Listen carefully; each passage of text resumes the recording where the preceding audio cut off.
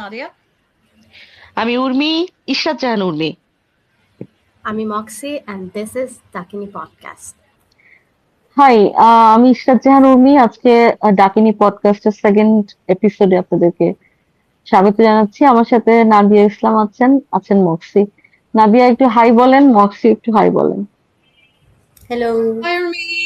Hi, Mox. Hi, everyone. আমার কণ্ঠ কি একটু ক্লান্ত লাগতেছে না আজকে? বলেন, সিরিয়াসলি বলেন। হ্যাঁ, তা তো খানিকটা লাগছে। কেন ক্লান্ত কেন? আহ ক্লান্ত হওয়ার তো ধরুন অনেকগুলো কারণ তো নিশ্চয়ই আছে, কিন্তু আমি ধরতে পারতেছি না যে মূলত কোন কারণটা। একটা কারণ বোধ হয় যে ওই যে দীপুচন্দ্র দাশের এই ঘটনাটা, মানে আমি দেখতে চাই নাই, একদমই দেখতে চাই না, এবং যতবার আসছে সামনে আমি স্ক্রল করে গেছি, কিন্তু যা হয় আহ উম, কিছু না কিছু মানে একটা না একটা সময় তো আসলে কিছুর পর পড়লেই তো হয়, মানে ছবি দেখা বাদ দেন, মানে আমি যে পড়তেছি ঘটনাটা তারপর থেকেই মানে আমার এসব ঘটনা তো আমরা দেখি ভুলে যাই। আমরা তো যে সেই কক্সবাজারের ইকরামের ঘটনাও মনে আছে না, ওই যে আব্বু তুমি হুম, কান্না করতেছো যে, হ্যাঁ। তো হুম, তারপরেও আমার হুম, এরকম হয়েছিল। মানে মানুষের, আমার মনে হয় কি জানে নাদিয়া, যে মানুষের ট্রমা আসলে কিসে কিসে হয় আমরা বোধহয় সবসময় সেটা জানিও না, বুঝতেও পারি না। হ্যাঁ, ধরেন যে এক একটা ট্রমা এসে আরেকটা ট্রমাকে ঢেকে দেয়, ব্যাপারটা এইরকম কিনা। একটা ট্রমা এসে আরেকটা ট্রমাকে ঢেকে দিচ্ছে। আজকে আমি সত্যিই খুব টায়ার্ড ফিল করতেছি। একবার মনে হচ্ছিল যে আজকে কোথায় বসতেই পারবো না, কিন্তু কন্টিনিউটি রাখার জন্য, বিশেষ করে আমার মনে আছে যে গতবার আমরা কথা বলতেছিলাম যে সেলফ কেয়ার হুম, কিভাবে করে, সেলফ কেয়ার কারে বলে, ইত্যাদি ইত্যাদি।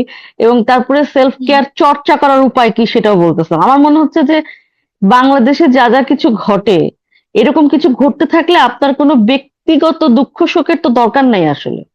এরকম ঘটনার মধ্যে দিয়ে গেলে তো এমনি যে কোনো মানুষ, যে কোনো সেন্সিটিভ মানুষ আপনার ট্রমাটাইজ হয়ে যাবে, এবং সে কেমনে সেলফ কেয়ার করবে আমি জানি না। বলেন এখন, আপনি বলেন, আমি শুনি। না, তা তো অবশ্যই। আমি একটু ফর্মালি বলি যে এটা আমাদের থার্ড এপিসোড ডাকিনী পডকাস্টের। এবং উর্মি আসলে খুব ডাউন ফিল করছিলেন, এবং বাংলাদেশের যে পরিস্থিতি ডাউন ফিল না করাটাই ও, অস্বাভাবিক। আমি কি সেকেন্ড এপিসোড বলছি? ও সরি সরি, ওই জন্যই দেখছেন, মানে মাথায় নাই, আমার মাথা কাজ না, না, করতেছিল না, না। না, না, সেকেন্ড এপিসোড আপনি বলেন নাই। আপনি বলেন নাই, অসুবিধা নাই। আমাদের এটা আজকে এটা থার্ড এপিসোড। আর অসুবিধা নাই। আহ, যারা আগের দুইটা এপিসোড শুনছেন তারা তো শুনছেনই। আজকে আমরা থার্ড এপিসোড শুরু করছিলাম ওই সেলফ কেয়ারেরই কন্টিনিউয়েশন থেকে। এবং উর্মি, আপনি যেটা বলছিলেন না যে বাংলাদেশের যে situation, political situation, economic situation, এই সিচুয়েশনে বা দীপু দাসের সঙ্গে যা যা হয়েছে সেটাতে ট্রমাটাইজ না ফিল করাটাই খুবই অস্বাভাবিক বিষয়। সেন্সিটিভ মানুষও হতে হয় না। আপনি ধরেন খুব একজন সাধারণ মানুষ, আপনার চোখের সামনে হুম। একটা একটা জায়গায় আগুন লেগে গেছে, একটা মানুষ মারা যাচ্ছে, যে কোনো ধরনের এই এই ধ্বংস যখন আপনার চোখের সামনে চলছে, আপনার কোনো রকম ভাবে স্থির হওয়ার কোনো জায়গা নাই, which is absolutely normal. এবং আমি এটা যেই জায়গা থেকে প্র্যাকটিস করি, অন্তত কয়েকটা জায়গা আমার নিজের ক্ষেত্রে আমি বলি, আমি নিজে এইসব বিষয়েও সেন্সিটিভ। বিশেষত পলিটিক্যাল বিষয় নিয়ে আমি খুবই খুবই খুবই খুবই সেন্সিটিভ। আহ আমার যেটা হয় যে আমার মেন্টাল হেলথে এটা এফেক্ট করে। তো আমি একটা বড় সময় ফেসবুক বা যে কোনো ধরনের সোশ্যাল মিডিয়া বা যে কোনো ধরনের নিউজ থেকে আমি দূরে থাকি। এক ধরনের ডিটক্সিফিকেশনের মধ্য দিয়ে আমি নিজেকে জোর করে নিয়ে যাই। এটা খুবই অ্যাডিকটিভ একটা জায়গা। আপনি একবার না, যখন এখন ধরেন এটা হয়তো আপনার জন্য সম্ভব, কারণ আপনার পক্ষে পসিবল এটা, কারণ আপনি যেখানে থাকেন বা কাজ করেন আপনি জোর করে হলে, এবং সব থেকে বড় কথা আপনার মেন্টাল স্যানিটি ধরে রাখার জন্য কি করতে হবে সেটা আপনি বুঝতে পারেন, এটাও একটা বিষয়। আমার ক্ষেত্রে, বা আমি জানি না মক্সি কি বলবে, আমার ক্ষেত্রে যেটা হয় যে আমি তো কাজ করি গণমাধ্যমে। তো আমি যদি ফেসবুক অফও রাখি, মানে পত্রিকা আমাকে পড়তে হয়, অথবা ধরেন আমার ফেসবুক গ্রুপে, এই আপনার মেসেঞ্জার গ্রুপে আমাকে অ্যাক্টিভ থাকতে হয় বিকজ অফ মাই অফিস। হ্যাঁ, ওইখানে আমাদের সব নিউজ গুলো আসে, আমাদের নিউজ পাঠাতে হয়, ফলে কোনো কিছু আসলে অ্যাভয়েড করার মতো অবস্থা তো আমার নাই। তো আমার মতো যারা তাদের নিশ্চয়ই, সেটা হুম নিশ্চয়ই তাদের হবে। যে সেই লাক্সারিটা তো আমার আছে না, সেই লাক্সারিটা আমার আছে, বা যারা ধরেন একদম সিরিয়াসলি ইনভলভড এই জায়গায়, বিশেষত আপনার মতো মানুষ, বা ধরেন যারা এমার্জেন্সিতে কাজ করেন, হাসপাতালে যারা অ্যাক্সিডেন্ট এন্ড এমার্জেন্সিতে কাজ করেন, তাদের ক্ষেত্রেও কিন্তু তাই। আমি একটা হুম সময় ধরে ফরেনসিক সায়েন্স নিয়ে আমি যখন ইয়েতে কাজ করেছি, তা আমি কাজ করতাম রেপ নিয়ে। তো ধরেন আমাদেরকে এটা ট্রেন করা হয়েছে যে কিভাবে আপনি ইম্পার্শাল থাকবেন, আনবায়াসড থাকবেন একটা ঘটনার সাথে। আপনি মানে খুবই ভয়ঙ্কর ঘটনা, রেপের ঘটনা, এবং একটা মেয়ে হিসেবে সেটা অত্যন্ত সেন্সিটিভ একটা জায়গা, তাই তো? তো এই জায়গাগুলিতে বা এই জাতীয় পেশাতে যারা কাজ করেন, বা ধরেন যারা ফায়ার ব্রিগেডের সঙ্গে জড়িত, অ্যাক্সিডেন্ট এন্ড হুম এমার্জেন্সির সাথে জড়িত, তাই না? তো তাদেরকে আহ, এ- অনিচ্ছা সত্ত্বেও এই জিনিসের ভেতরে এই ইনপুট আপনাকে নিতে বাধ্য করা হবে। সেই ক্ষেত্রে ধরেন আপনি এখন বলতে পারেন যে এই ক্ষেত্রে আমি নিজেকে প্রোটেক্ট করব কিভাবে। হয়তো ইটস ভেরি ডিফিকাল্ট। আমার নিজের অভিজ্ঞতা আমার আছে, তো I had a panic attack. আমার যখন এই ঘটনা মানে লম্বা সময় ধরে চলছে, আমি এই গল্প অনেকবার করেছি যে একটা ছোট বাচ্চা রেপ, নিজের বাবার মাধ্যমে, সেই বাচ্চাটা 4 বছরের একটা বাচ্চা, নিজের আপন বায়োলজিক্যাল ফাদার, তার মাধ্যমে যখন রেপ হলো, তো আমি কন্টিনিউয়াসলি আসলে নিজেকে বলছিলাম যে এটার সাথে আমি একটা প্রফেশনাল দূরত্ব বজায় রাখবো, প্রফেশনাল দূরত্ব বজায় রাখবো। কিন্তু তারপরেও সেটা আসলে সম্ভব হয় না। At the end of the day আপনি আমি সবাই হিউম্যান বিইং তো, এবং আমাদের আহ, যে কোনো এক্সটার্নাল সিচুয়েশনের সাথে এক ধরনের ইমোশনাল সম্পর্ক তৈরি হয়ে যাই, আপনি চান বা না চান। এখন এই সমস্ত ক্ষেত্রে কতখানি নিজেকে প্রোটেক্ট করা সম্ভব আমি এটা আসলে জানি না। আম, তো বেশিরভাগ ক্ষেত্রে আমাদের, অন্তত ইউরোপে, এই জিনিসটা হয় যে আমাদেরকে প্রফেশনাল কাউন্সিলিং এর ভেতর দিয়ে এবং হুম সাইকোথেরাপির ভেতর দিয়ে সবসময় যেতে হচ্ছে। আপনি যখন কাউন্সিলিং তো কাউন্সিলিং তো ধরেন আমিও নিই, কাউন্সিলিং আমিও নিই, কিন্তু আহ, কতখানি আসলে কাজ করে এই কাউন্সিলিং গুলা পরে সেটা হচ্ছে বিষয়। না, কাউন্সিলিং কাজ করে, কাউন্সিলিং কাজ করে, কিন্তু আমাদের তো আসলে সেই কালচারটা নাই। যেরকম ধরেন আপনারা যারা এই লাইনে কাজ করছেন, তাদের ইন হাউস সাইকোথেরাপিস্ট থাকার থাকার হুম কথা। হুম হুম আইডিয়ালি হুম বলছি, আইডিয়ালি না।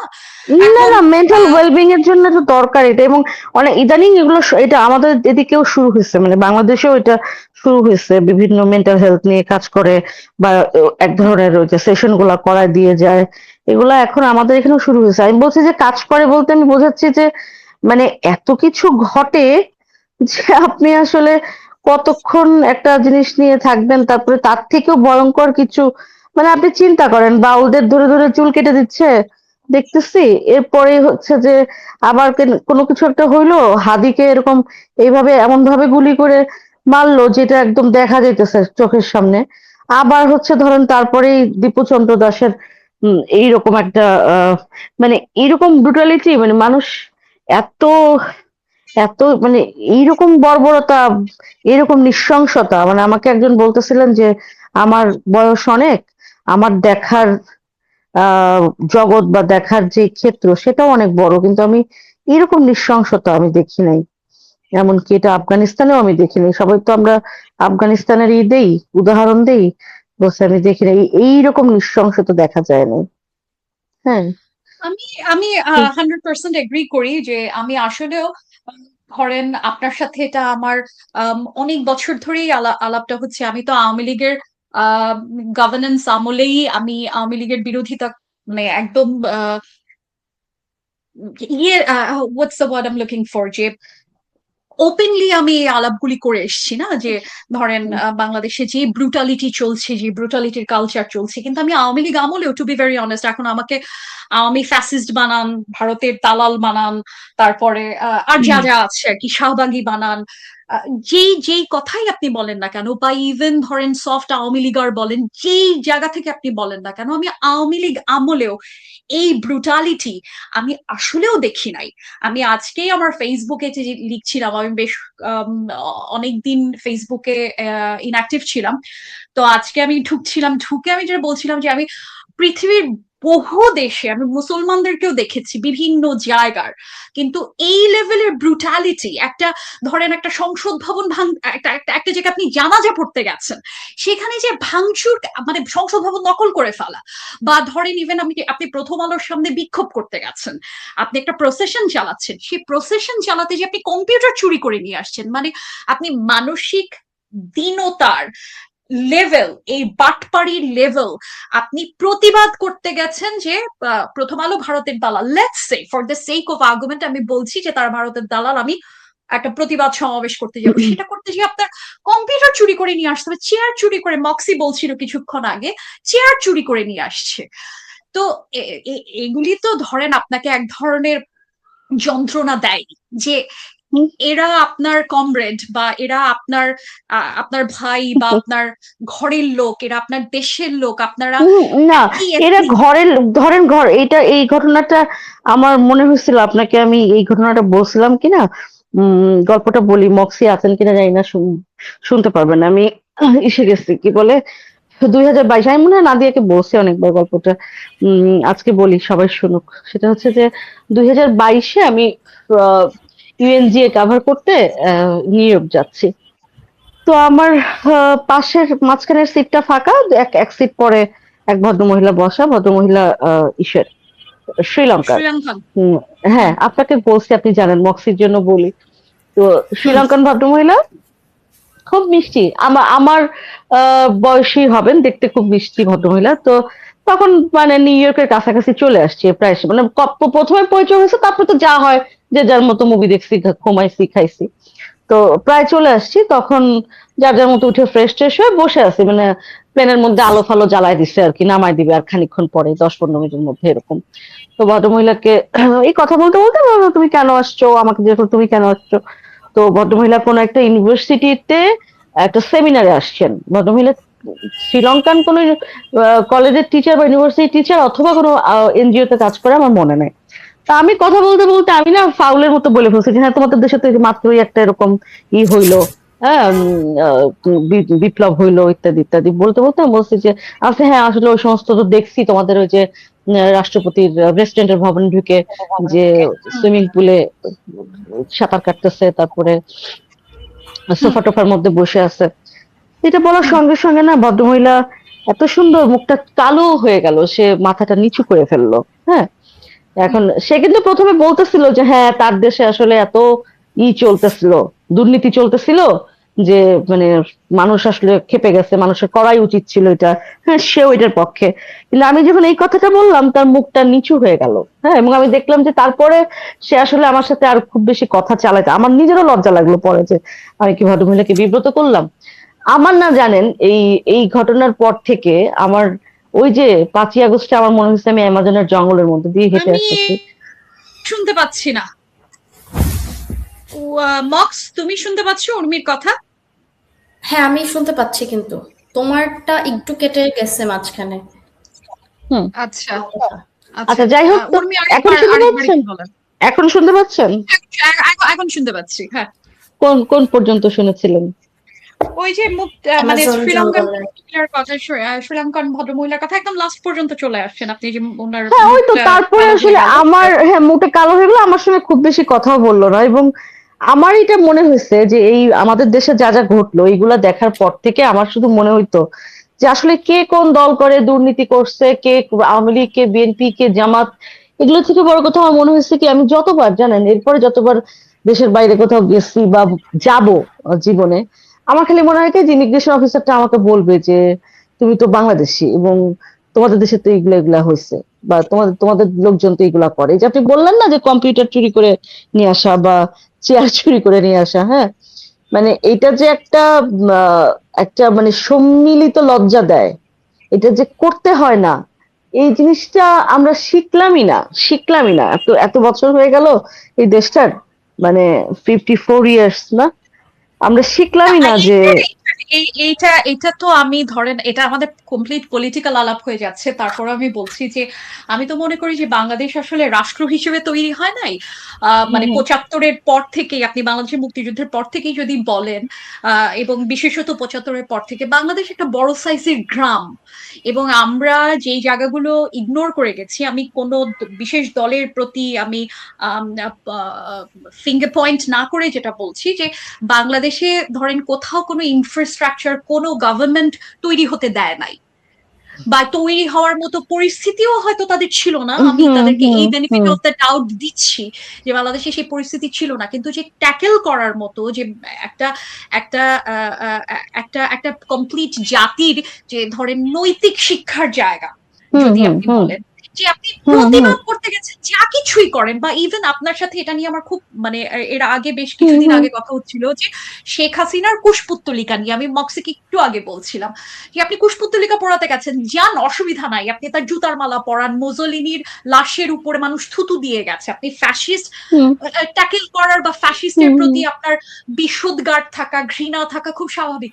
কিন্তু সেই কুশপুত্তলিকার হচ্ছে আপনি আহ, আহ, ফিমেল আহ, অর্গানকে আর কি, ফিমেল অর্গান ই করতেছে আর কি, আমি হ্যাঁ মলেস্ট হ্যাঁ করতেছে। হ্যাঁ মানে আমি মলাস্ট, এটা হচ্ছে একটা মলাস্ট করা, তার শরীর একটা পুতুলের শরীরে তার ব্রেস্ট ধরে, তার ধরেন যেই অঙ্গভঙ্গি, সেটা একটা যৌন নির্যাতন ছাড়ার কিছু না। এবং এই যে ছেলেটা কাজটা করছে সেই ছেলেটার বয়সে মক্সিদের সমান এরা হবে, এবং 50টা ছেলে তার পাশে দাঁড়ায় আছে, তারা কেউ এতখানি তাদের প্রতিবাদ করার সাহস হলো না, এতখানি তাদের মরাল স্ট্যান্ড বা পয়েন্ট একটা নাই মানে যে সোশ্যাল ফেব্রিকেশন না দিয়ে নষ্ট হয়ে গেছে তো, মানে ধরেন যে কোনো কিছু লাগে না। আমি আপনাকে আরেকটা ঘটনা বলি, সরি আমি আপনাকে আর থামাইলাম।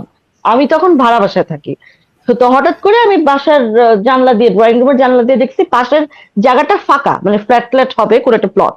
তো ওইখানে হঠাৎ দেখি কি খুব অনেক লোকজন, ওই যে আজকাল যে মব হয় না কথা কথা, ওরকম লোকজন জড়ো হয়েছে। তো কি হয়েছে বোঝা যাচ্ছে না, চিল্লাচিল্লি হচ্ছে। তো একটা মহিলা তার মধ্যে দাঁড়ানো আছে, আমি এইটুকু বুঝতেছি। আর আরেকজন পুরুষকে ধরা হয়েছে, তাকে মারা হবে বা এরকম কিছু। তা আমি বললাম আমার পার্টনারকে, নহলির বাবাকে বললাম যে কি হয়েছে, চলো তো যাই দেখি। নহলির বাবা বলল, না না না, এইগুলোর মধ্যে যাবো, যাও না, খবরদার, বলে সে ঢুকে গেছে। আমি করছি কি, আমার সেদিন ডে অফ ছিল, এই জন্য আমার মনে আছে ঘটনা। আমি নেমে গেছি একা একা, মানে বোধহয় ঘরের কাপড় চোপড় পরা ছিলাম, ওইটা ওইটা ওইটা পরে উপরে একটা বড় ওড়না টোড়না নিয়ে আমি নেমে গেছি।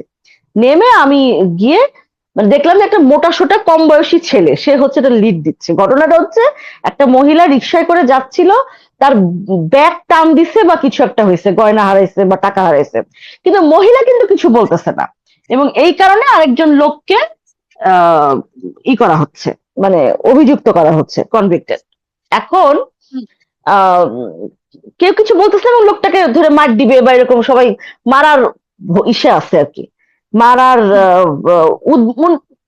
কি বলে যে সবাই তৈরি, রেডি। হ্যাঁ, উম এরকম। তখন আমি করলাম কি, আমি বললাম যে আমি কি হয়েছে ভাই, তো আপনারা এরকম করতেছেন, তো করেন। সে ও যদি সে ভদ্রলোক যদি লোক যদি চুরি করে থাকে, আপনি করেন, পুলিশে দেন, আপনারা করতেছেন কেন? তখন পুলিশের কথা বলার সঙ্গে সঙ্গে না, এই করা যাবে না, এই সেই, আচ্ছা ঠিক আছে। আমি বললাম যে ঠিক আছে, আমার কাছে না কোনো ওই আদাবর থানা, ওটা আদাবর ছিল, আদাবর থানার পুলিশের নাম্বার নাই। আমি তারপরেও ইচ্ছা করে বললাম যে দাঁড়ান দেখি, ইচ্ছা করে একটা ফোন নিয়ে, হ্যাঁ হারুন ভাই একটু আসবেন, হ্যাঁ, এরকম একটা ফোন করার সঙ্গে সঙ্গে ওই ছেলেটা বলতেছে, এই যে আপা শুনেন, আপনি এটা করতেছেন তো, এটা ঠিক আছে, ওকে, এই নেন ধরেন। এই মহিলার যদি এখন গয়নাগাটি, সে এই তার যা যা হারাইছে, সে যদি ফেরত না পায়, দেয়ার দায় দায়িত্ব আপনার কিন্তু, হ্যাঁ। এটা বলে সেই ছেলে চলে গেল, আস্তে আস্তে ভিড় পাতলা হয়ে গেল, সবাই চলে গেল। এবং যে মহিলার টাকা হারাইছে বলে বলা হলো, সেই মহিলাকে আমি দেখলাম না। মানে আমার কথা হচ্ছে যে ধরেন তখন পর্যন্ত এই যে পুলিশ ডাকার ভয় বা পুলিশের কথা বলার কারণে আহ ভিড়টা পাতলা হয়ে গেল। হ্যাঁ, এখন তো আমি সাহস করব না, মানে এখন আমি সাহসই করব না যে আমি কোথাও একটা ভিড়ের মধ্যে যায় ঠেকায়, মব ঠেকায়, পুলিশের কথা, পুলিশ এখন তো কিছু করে ধরেন না। পোস্ট জুলাই বাংলাদেশের সিচুয়েশন, যেহেতু বাংলাদেশের ইনস্টিটিউশনগুলি এবং চেইন অফ কমান্ড ভেঙে গেছে, তো চেইন অফ কমান্ড এবং আর্মি বা পুলিশের মতো যে ইনস্টিটিউশনগুলি, এগুলো তো চেইন অফ কমান্ড নির্ভর। তো যখন আপনার কমান্ডটা ভেঙে যায়, তখন আপনার এটা এই ইনস্টিটিউশনের আর কোনো ভূমিকা থাকে না। তো আপনি এই যে জিনিসটা দেখলেন, যে ধরেন প্রথম আলো ডেইলি স্টার ভাঙা হচ্ছে, বাংলাদেশে আর্মিও হচ্ছে ওই কি ওটাকে বলে, রোগী মারা যাওয়ার পরে ডাক্তার আসিয়া উপস্থিত হইলেন টাইপের, বা বাংলা সিনেমা সব ঘটনা না এই টাইপে তারা পরে পরে আসলেন। এখন তো বাংলাদেশের গল্প একদম কমপ্লিট, আমরা পলিটিক্যাল দিকে বেশি চলে যাচ্ছি বাংলাদেশের এই হ্যাঁ, মুহূর্তে না না না সিচুয়েশন। সেটাই না, আমি আসলে ওইখান থেকেই বলতেছিলাম যে অবস্থাটা এমন দাঁড়াইছে যে মানসিক ভাবে আপনি চাইলেও আপনি আহ ভালো থাকার মানে উপায়টা কি সেটা আপনি একটু বলেন। এটা এটা এটা এটা বিরোধিতা করব, সেটা হচ্ছে যে চাইলেই যে সম্ভব না এটা আমি বলতে চাই না। আমি বলতে চাই যে ধরেন এখন এইটা যদি আমার গ্রাউন্ড ট্রুথ হয়, অর্থাৎ এটা আমার আমার জন্য সত্য, আমার পরিপ্রেক্ষিতে বাংলাদেশের এই সিচুয়েশন সত্য, এখন আমি কি করব? তো সেই ক্ষেত্রে ধরেন নিজের মেন্টাল স্যানিটি বজায় রাখার কয়েক রকমের রাস্তা আছে। একটা হচ্ছে যে আমি ইন জেনারেল বলছি, আপনি এই জিনিসের সাথে ইনভলভ, আপনার গল্পটা আলাদা। যে যারা এটার সাথে ইনভলভ না, হুম। একদম সরাসরি ইনভলভ না, তাদের তো সারাক্ষণ, এবং আপনি যদি একজন সেন্সিটিভ মানুষ হয়ে থাকেন, তাহলে এই দৃশ্যগুলি হয়তো আপনার দেখার দরকার নাই, আপনি এই জায়গা থেকে দূরে থাকেন। কারণ আলটিমেটলি আপনি দেখে আপনি যে পৃথিবীর খুব উন্নতি করে ফেলতে পারবেন, ঘটনা বন্ধ করে ফেলতে পারবেন, তা কিন্তু না। এই যে ধরেন বাংলাদেশে যে সিচুয়েশন চলছে, বা ধরেন একটা অভ্যুত্থান পরবর্তী আনস্টেবল অবস্থায় একটা দেশের যে দেশের মধ্যে যে 4 রকমের মিথস্ক্রিয়া হতে থাকে, সেই ঘটনার আপনি কোন রকম ভাবে কোনো পার্সোনাল জায়গা থেকে সর্ট আউট করতে পারবেন নিজের মানসিক অস্থিরতা বা অসুস্থতা ব্রু করা ছাড়া। এটা আমি ইন জেনারেল বলছি। সেই ক্ষেত্রে আপনি সোশ্যাল মিডিয়া কমপ্লিটলি বন্ধ করে রাখা, নিউজ কমপ্লিটলি বন্ধ করে রাখা, এই কাজটা আপনি নিজের জন্য করতে পারেন, option one in general. Option two, যারা ধরেন ইনভলভ, ধরেন যারা অ্যাক্টিভিস্ট, যারা পলিটিক্সের সাথে সরাসরি জড়িত, সক্রিয় রাজনীতির সাথে যারা সরাসরি জড়িত, বা যারা এই লাইনেই কাজ করে, তাদের ক্ষেত্রে যেটা যেটা ওই যে আমি এর আগে বলছিলাম যে আমাদের যে ধরনের এক ধরনের প্রফেশনাল ট্রেনিং ছিল, যে একটা ঘটনা ঘটছে বা রানা প্লাজার মতো একটা ঘটনা ঘটছে আপনার চোখের সামনে, হাজার হাজার মানুষ মারা গেল, বা করাইল বস্তিতে এতগুলো মানুষ মারা যাচ্ছে, আপনি তখন এই দৃশ্যটা একটা কমপ্লিট ডিটাচমেন্টের লেন্স থেকে দেখার এক ধরনের অভ্যাস করা। কারণ আপনি নিজে যদি ইনভলভ হয়ে যান ইমোশনালি, তাহলে আপনি আসলে কাজ করতে পারবেন না। এবং যারা এরকম হাই স্ট্রেস সিচুয়েশনে কাজ করে, ধরেন যারা সাংবাদিক, যারা ধরেন প্যালেস্টাইনের মতো জায়গায়, হ্যাঁ, যেখানে ধরেন একটা যুদ্ধ চলছে, বা রোয়ান্ডার মতো জায়গায়, সোমালিয়ার মতো জায়গায়, বা সিরিয়ার মতো জায়গায়, আফগানিস্তানের মতো জায়গায়, যে এরকম ম্যাসিভ ঘটনা ঘটছে, ট্রমাটাইজিং ঘটনা ঘটছে, এবং আপনি একজন সাংবাদিক বা একজন আম, আপনি জাতিসংঘের হয়ে কাজ করেন, বা whatever your role is, এই সমস্ত জায়গায় আপনার এক ধরনের প্রফেশনাল ডিস্টেন্স মেনটেন করা অভ্যাস একদম সিরিয়াসলি করতে হবে, আদারওয়াইজ হুম। আপনি কাজই করতে পারবেন না। তাই তো এখন ধরেন আপনি ছবি তুলতে যাচ্ছেন, আপনাকে আমি আমার এই এই ছবিটার কথা মনে হয় আমি অসংখ্যবার বলেছি, আমার খুবই প্রিয় একটা ছবি, আমেরিকান এম্বাসির সামনে আপনার মালকম গ্রেনের তোলা ছবি, একটা বার্নিং মঙ্ক, হুম হুম হুম ভিয়েতনামিজ একজন বৌদ্ধ ভিক্ষু বসেছিলেন, হুম তার হুম হুম গায়ে হুম হুম আগুন ধরায় দিছে, তো হুম নিশ্চুপ বসে আছেন, ছবিটা তোলা। তো হুম এখন ধরেন আপনি মনে করেন যে আপনি ওই ফটোগ্রাফার যুদ্ধ পরিস্থিতিতে, বা আপনার সামনে এরকম একটা একটা মানুষ, একটা জীবন্ত মানুষ গায়ে আগুন আহ, দিয়ে হচ্ছে মারা যাচ্ছেন, আপনি দেখতে পাচ্ছেন।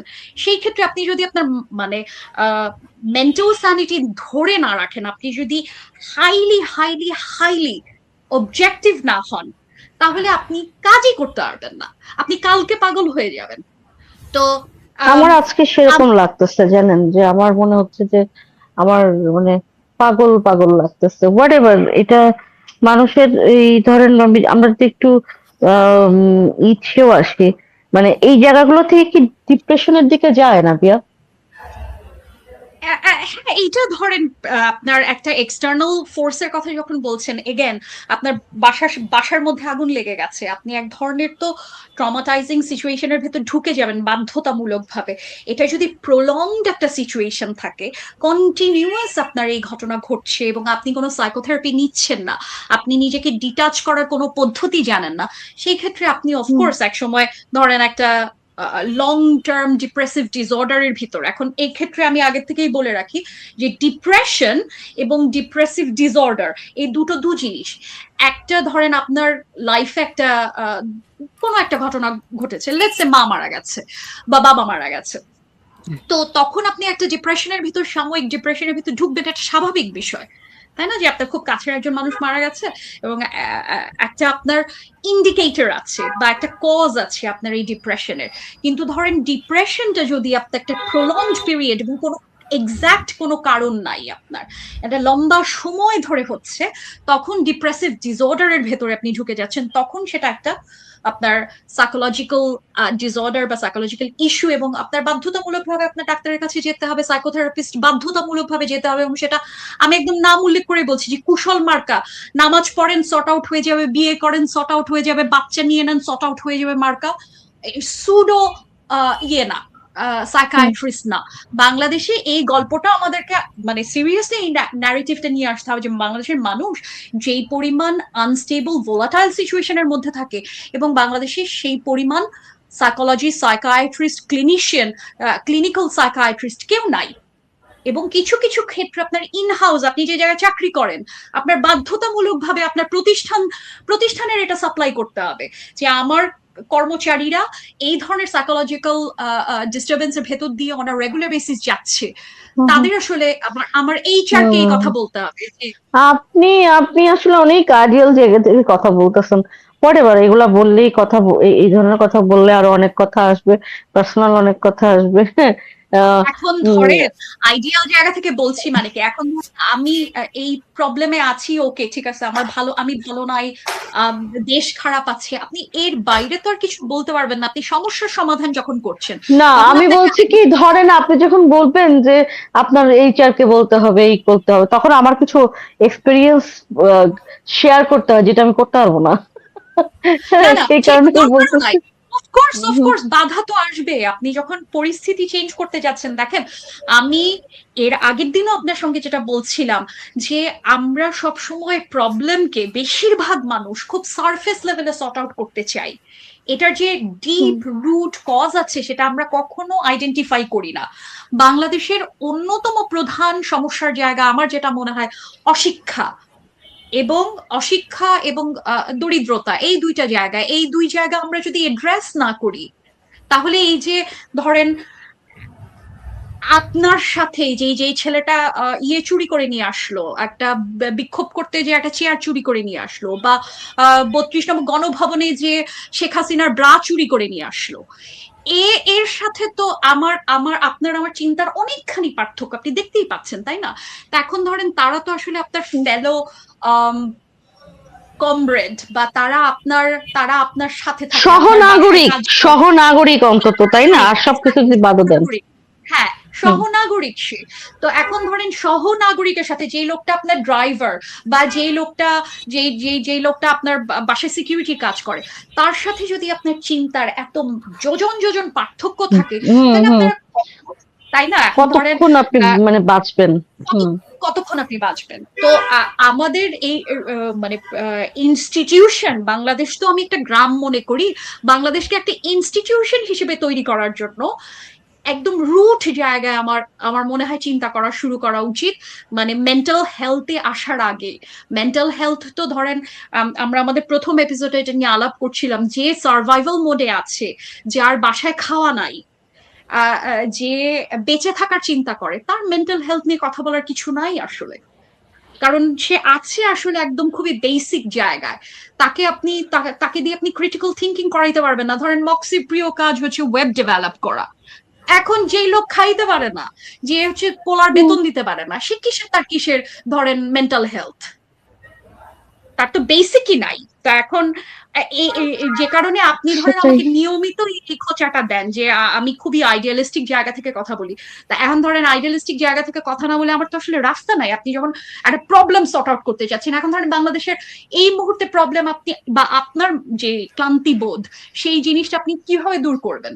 আপনি বলবেন যে এই যে যারা এইসব মব করতেছে এদেরকে ধরে মাইরা তামা বানায়া বঙ্গোপসাগরে ফালাই দিয়ে আসো, না, তাইলে তা বাংলাদেশ তো শান্ত সম্ভব হয়ে না। যাবে, তাই না?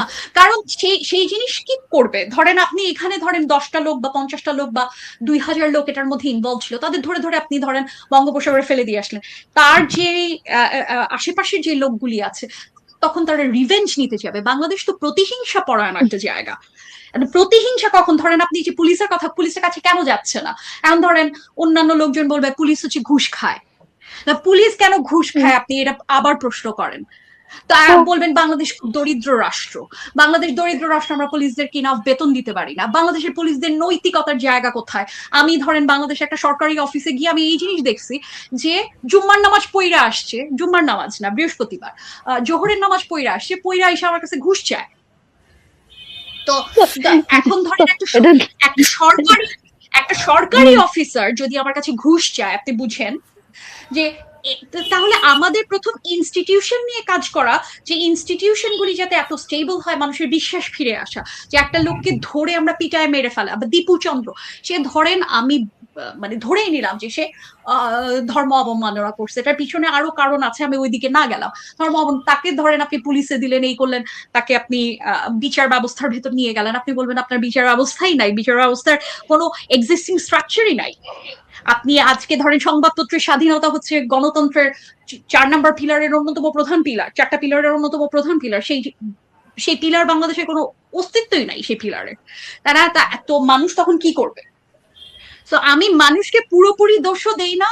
আমি আমি মনে করি যে আপনার এবং আমার দেখার মানে রাষ্ট্র দেখার বা সিস্টেম দেখার পদ্ধতি একটু ডিফারেন্ট।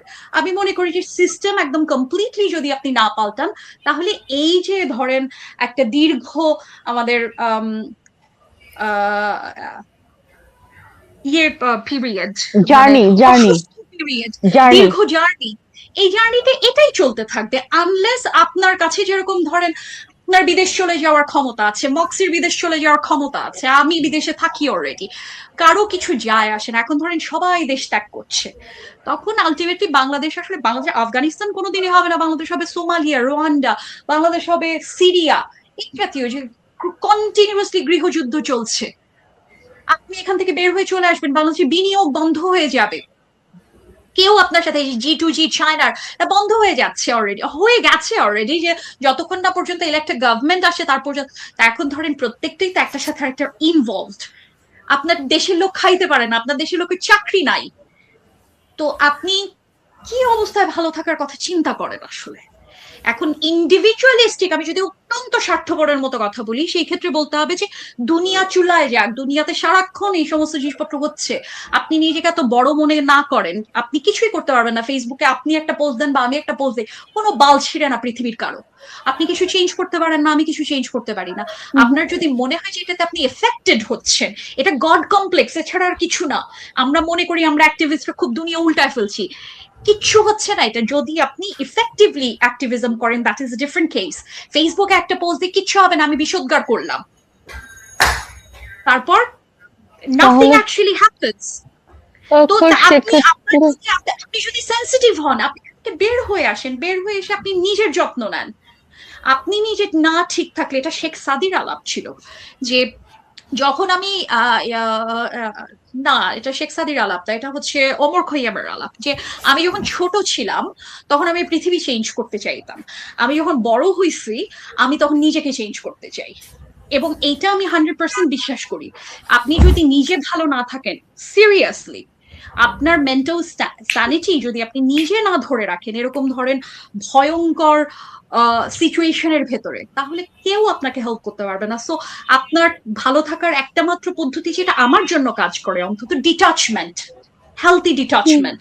আমি বুঝতে পারছি যে এটা এটা মানে এই ইনফরমেশন ধরে বাংলাদেশে ধরেন আপনার জুলাই অভ্যুত্থানের পরে যেই পরিমাণ বাউল মারা হয়েছে, ফকির মারা হয়েছে, যে পরিমাণ মাজার ভাঙা হয়েছে, সংখ্যালঘু নির্যাতন করা হয়েছে, সেটা ধরেন আপনি যদি এই জায়গা থেকে আসেন যে আমরা একটা তালিকা করছি সেটা একটা জিনিস, কিন্তু এই ইনফরমেশন দেখে আপনি আসলে কি করবেন? আপনি জানেন বাংলাদেশে এই ঘটনা ঘটছে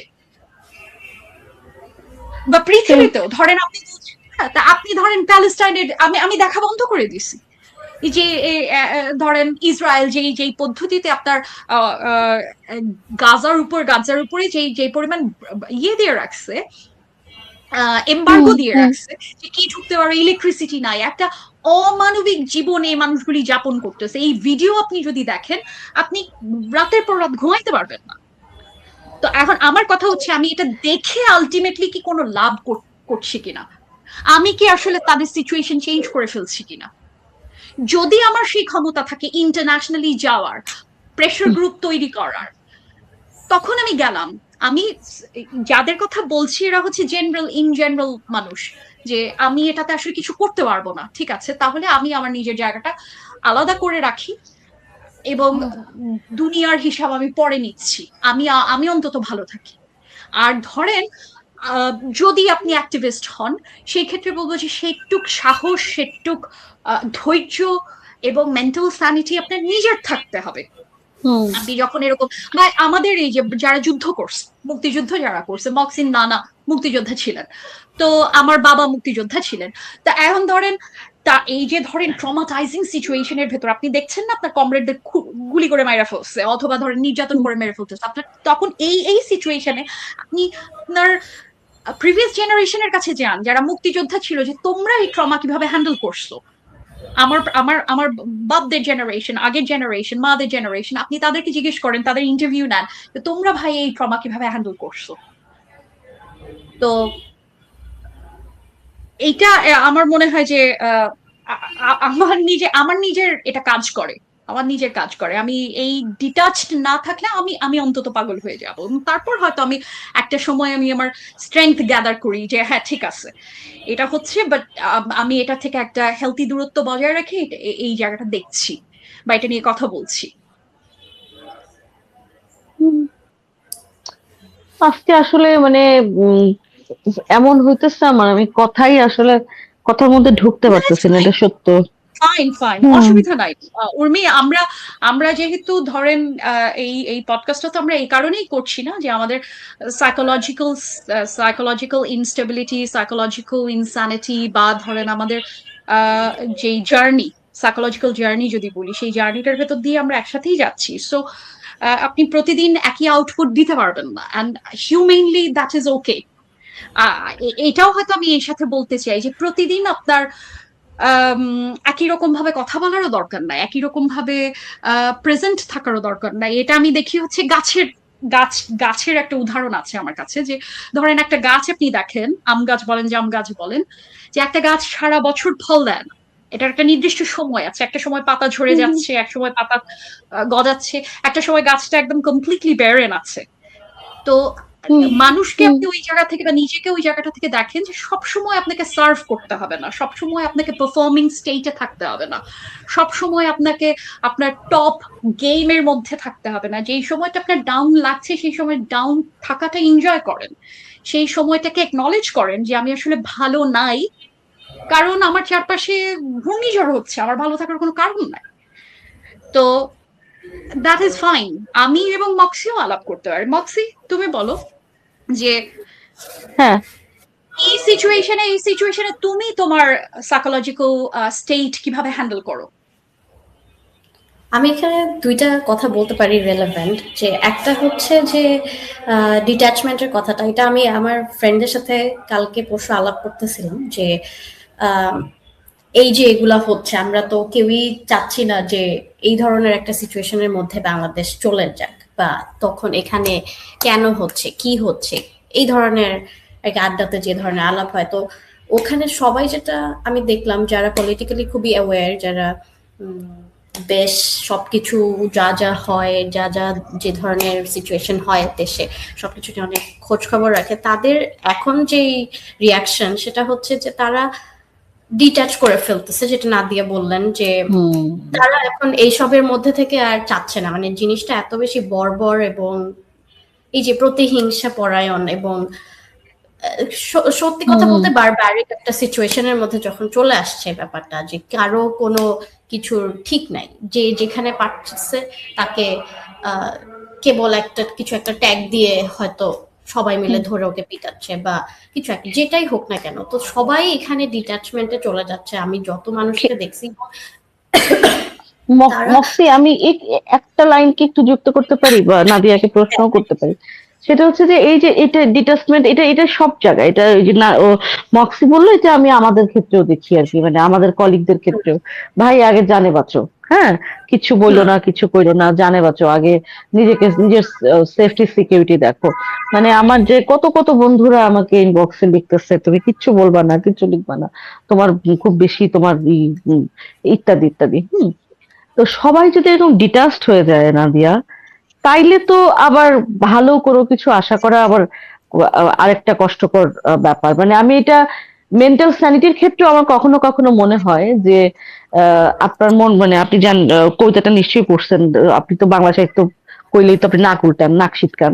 কিন্তু ওই যে নুরুল দিনের সারা জীবনের কয়েকটা লাইন আছে যে কি, গোল হয়ে আসুন সকলে, ঘন হয়ে বসুন সকলে, গোল হয়ে আসুন সকলে, ঘন হয়ে আসুন সকলে, আমার মিনতি আজ, স্থির হয়ে বসুন সকলে।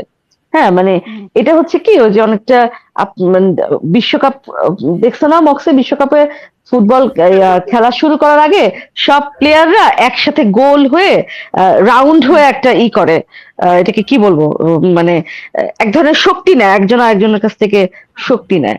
আমার তো মাঝে মাঝে মনে হয় যে হ্যাঁ, আপনি অনলাইন থেকে দূরে আমি থাকি, কিন্তু বন্ধুরা বন্ধুরা বন্ডিংটা বাড়াই, বন্ধুরা বন্ধুরা আলোচনাটা বাড়াই, অনলাইন থেকে অফলাইনের আড্ডাটা একটু বেশি থাকি, অনলাইনটাকে একটু দূরে রাখি।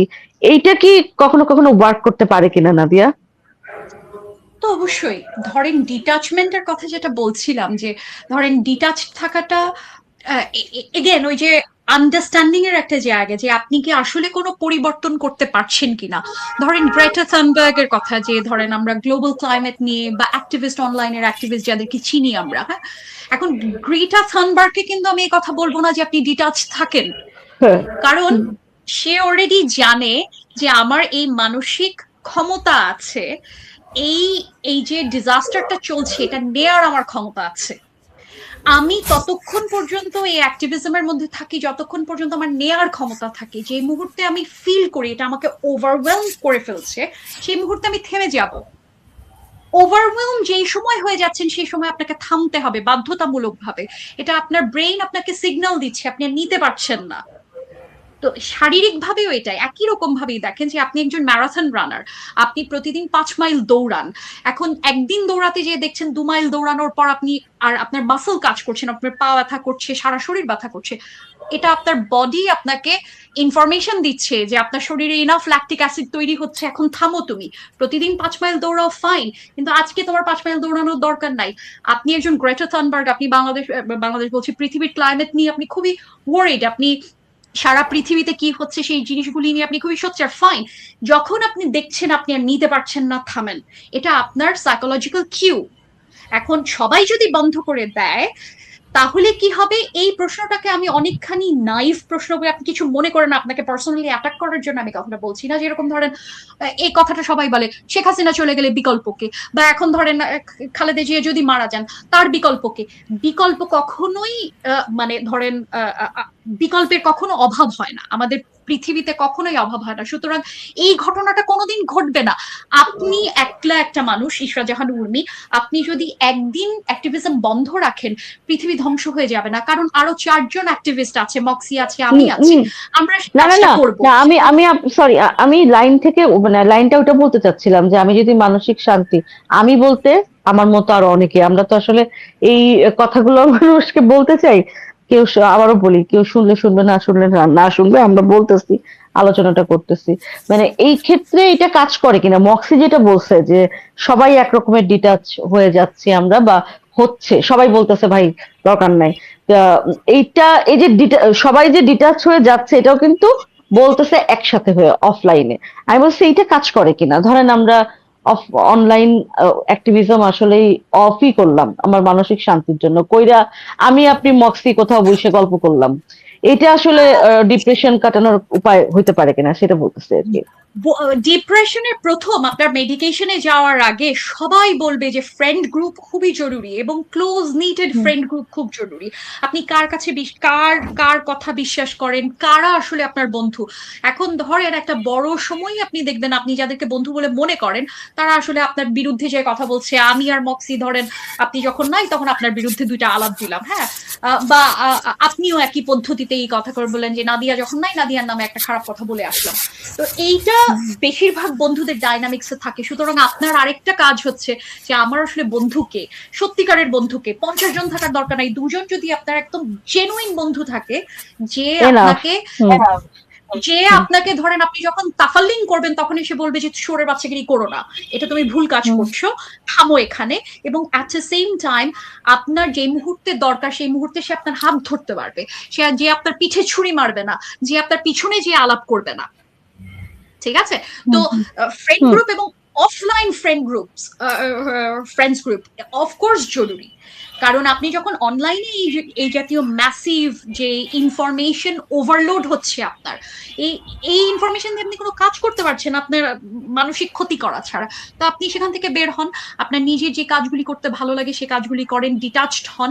ডিটাচড হওয়া মানে হচ্ছে যে আপনার যে সোর্স গুলি আছে সেই সোর্স গুলি থেকে আপনি ডিটাচড হন, আপনি আপনার কাছের লোকের কাছে যান, বাচ্চার সাথে কথা বলেন, হাজবেন্ড, পার্টনার, বউ যে আছে, বন্ধু, সখী যে আছে এবং ক্লোজ নিট যারা তাদের সাথে কথাবার্তা বলেন, অন্য জিনিসে ব্যস্ত থাকেন। এবং আরেকটা যেটা কম্পার্টমেন্টালাইজ করা খুবই জরুরি বলে আমি মনে করি, কম্পার্টমেন্টালাইজ করার বিষয়টা হচ্ছে এরকম, লেটস আমি একটা খুব ছোট উদাহরণ দিচ্ছি, আমরা দ্রুত শেষ করব। সেটা হলো যে আপনার বাবা মারা গেছে কিন্তু আপনার এসএসসি পরীক্ষা, তো তখন আপনাকে বাধ্যতামূলক ভাবে এই যে বাবা মারা যাওয়ার যে শোক, এই শোকটাকে এক জায়গায় সরায় রেখে আপনাকে এসএসসি পরীক্ষায় বসতে হচ্ছে। এটা হচ্ছে কম্পার্টমেন্টালাইজ করার পদ্ধতি। অথবা আপনার মাত্র ব্রেকআপ হয়েছে, আপনার এখন চাকরির ইন্টারভিউ দিতে হবে, তো আপনি ব্রেকআপের গল্পটাকে একপাশে সরায় রেখে আপনি তখন চাকরির ইন্টারভিউ দিচ্ছেন। কি পদ্ধতি এখানে বাংলাদেশে তাণ্ডব হয়ে যাচ্ছে। আপনি এই মুহূর্তে ওই ঘটনাটাকে সরায় রাখেন, ব্রেইনকে বলেন আইল কাম ব্যাক টু ইট। আমি এই মুহূর্তে খুবই, এটা আমার জন্য মানসিকভাবে ওভারওয়েলমিং একটা বিষয়, আমি মানে হতবিহ্বল হয়ে যাচ্ছি এই পুরো জিনিস দেখে, আমি এটাতে পরে ফেরত আসবো। আপনার নিজের ব্রেইনের সাথে আপনার নিজেকে বলতে হবে যে এই জিনিস ভাই আমি নিতে পারবো না। নিতে পারবো না বলে তো আপনি আবার ফেসবুকে ঢুকে একই জিনিস দেখছেন, তার মানে হচ্ছে তখন আপনার ব্রেইন কনফিউজ যে আপনি আসলে চাচ্ছেনটা কি। আপনি যখন আপনার ব্রেইন আপনাকে কিউ দিচ্ছে ভাই আমি আর পারছি না, আমার অসহ্য লাগছে, স্টপ দ্যাট, বন্ধ করেন। ফেসবুক সব ডিঅ্যাক্টিভেট করে দেন, বন্ধুদের সাথে কথা বলেন, নিজের সাথে সময় কাটান, ভালো হন, ঠিক হন, সুস্থ হন, দেন কাম ব্যাক টু ইট। আপনি অ্যাক্টিভিজম করতে চাইলে তখন অ্যাক্টিভিজম করেন। আজকে আমি শেষ করতে চাই নাদিয়া, মক্সি যদি মক্সি আর আপনি কি কথা চালাতে চান? না মক্সি, না, আমাদের অলরেডি আমরা অলরেডি এখানে মনে হয় 15 শেষ মিনিটের কাছাকাছি হয়ে গেছে। করব। হ্যাঁ, আমরা অলরাইট, তাহলে ঠিক আছে আবারও, তাহলে। হ্যাঁ, নেক্সট উইকে আবারও আমরা আমাদের হয়তো এই বিষয় বা বিষয় হয়তো একটু চেঞ্জও আসতে পারে, আমরা কথা বলি। আজকে আজকে একটু ব্যাড ডে গেল আমার জন্য, I am sorry for that, কিন্তু ঠিক আছে, ঠিক আছে। ঠিক আছে। না না না, ঠিক আছে, সরি হওয়ার কমপ্লিটলি কিছু নাই ওকে উর্মি, এই এটা। কথাটা আমি বারবার বলছি। উর্মি, এই কথাটা বারবার বলছি, সরি হওয়ার কিছু নাই। আপনি একটা বাজে সিচুয়েশনের ভেতর দিয়ে যাচ্ছেন, আপনার বন্ধুরা আমরা সবাই আপনার সাথে আছি, একটুক আপনি জানেন, তাই তো? সুতরাং হুম। প্রোডাকশন নিয়ে, আপনার পারফরমেন্স নিয়ে আপনি চিন্তা করেন না। আজকে শেষ করি, ছাড়া। টাটা, মক্সি, বাই। বাই ছাড়া। মক্সি। হ্যাঁ, সবাই ভালো থাকেন আর সুস্থ থাকেন।